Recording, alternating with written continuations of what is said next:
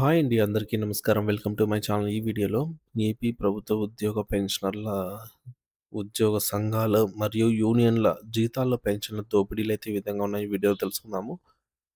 So, video అయితే ఎక్కడే గాని స్కిప్ చేయకుండా ఎండ్ వరకు చూసేయండి. అప్పుడే ఇన్ఫర్మేషన్ పూర్తిగా అర్థమవుతుంది. అలాగే వీడియో చూస్తున్న ప్రతి ఒక్కరు వీడియోకైతే లైక్ చేయండి ఫ్రెండ్స్. ఈ వీడియోని తోటి ఉద్యోగ పెన్షన్ మిత్రులతో అయితే షేర్ చేయండి. కొత్తగా మన ఛానల్‌ని చూస్తున్నవారు ఇంకా ఎవరైనా సబ్స్క్రైబ్ చేసుకోకుంటే వెంటనే మన ఛానల్‌ని సబ్స్క్రైబ్ చేసుకోండి. సో, దీని ద్వారా నేను చేసే లేటెస్ట్ వీడియోస్ అన్నీ మీ వరకు రీచ్ అవుతాయి. ఇక ఆలస్యం చేయకుండా వివరాల్లోకైతే వెళ్ళిపోదాము. ఫ్రెండ్స్ ఇక విషయానికొచ్చినట్టయితే భారత రాజకీయాల్లో ప్రస్తుత పరిణామాలు ముఖ్యంగా ప్రజల సంక్షేమం పట్ల ప్రభుత్వాల వైఖరిపై తీవ్ర ఆందోళనలు వ్యక్తమవుతున్నాయి. ఒకప్పుడు ప్రజల పక్షాన నిలబడి పోరాడిన రాజకీయ పార్టీలు ఇప్పుడు కరువయ్యాయా అని అనిపిస్తోంది. నేటి రాజకీయ వ్యవస్థలో ప్రజల అవసరాలు, వారి సంక్షేమం అనే మాటలు కేవలం ఉపన్యాసాలకే పరిమితమయ్యాయి. సామాన్య ప్రజలు ఎదుర్కొంటున్న పెరిగిన ధరలు, నిత్యావసరాల భారం గురించి పట్టించుకునే నాథుడే లేడని అనిపిస్తోంది. పథకాలు వర్సెస్ వాస్తవ సమస్యలు. ప్రజలకు లబ్ధి చేకూర్చే పథకాలు కేవలం తాత్కాలిక నగదు బదిలీ లాంటివి మాత్రమే అయ్యాయి. ఈ పథకాలు కొద్దిసేపు ఆర్థికంగా కొంత స్వాతంత్రం కలిగించవచ్చు, కానీ వాటి వల్ల వాస్తవ సమస్యలేమీ పరిష్కారం కావు. వివిధ పథకాల పేరిట ప్రజలకు తాత్కాలిక సాయం చేసినా, జీవన వ్యయం మాత్రం నిరంతరం పెరుగుతూనే వస్తోంది. దానికి తోడు బేసిక్ సర్వీస్ ఛార్జీలు, పెట్రోలు, గ్యాస్ ధరలు, విద్యుత్ ఛార్జీలు వంటివి మరింత భారం మోపుతున్నాయి. ప్రజలు నిత్యావసర వస్తువులను కొనుగోలు చేయడానికే అష్టకష్టాలు పడుతున్నారు.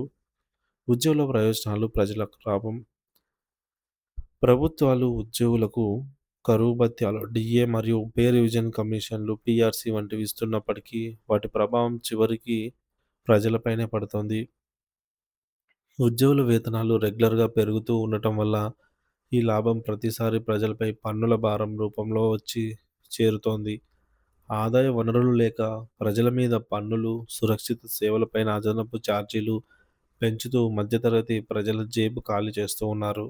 సామాన్యుడి కష్టం ప్రభుత్వ ఉద్యోగుల ప్రయోజనాలకు దోహదపడుతుందనే భావన బలపడుతోంది. ఒకప్పుడు ప్రజాస్వామ్యంలో ప్రజల కోసం పనిచేస్తామని చెప్పే పార్టీలు ఉండేవి. కానీ నేడవి కేవలం ఉద్యోగుల పెన్షన్‌దారుల వంటి వర్గాల అవసరాలను మాత్రమే పట్టించుకుంటున్నాయి. తాము పొందుతున్న పెన్షన్లను, ఉద్యోగ భద్రతను మరింత పెంపొందించుకునే పనిలో బిజీగా ఉంటూ ప్రజల పక్షాన నిలిచేందుకు ఏమాత్రం మొగ్గు చూపడం లేదు. ఇది ప్రజాస్వామ్య స్ఫూర్తికి విరుద్ధము. రిజర్వ్ బ్యాంక్ ఆందోళన. ఈ పరిస్థితిలో రిజర్వ్ బ్యాంకు కూడా పెరుగుతున్న ధరల వ్యయాలను గమనించకుండా ఉండలేకపోతోంది. ప్రతి ఏడాది ఉద్యోగుల జీతాలు పెరుగుతుంటే ప్రజల ఆదాయ మార్గాలు మాత్రం స్థిరంగా నిలిచిపోతున్నాయి. ఈ కారణంగా నిత్యావసరాలకు చెందిన పన్నులు, కరెంటు ఛార్జీలు, పెట్రోల్ ధరలు మరింత పెరుగుతున్నాయి. ద్రవ్యోల్బణం సామాన్యుడి నడ్డి విరుస్తోంది. ఓపీఎస్ ఓల్డ్ పెన్షన్ పథకం నిజమెంత?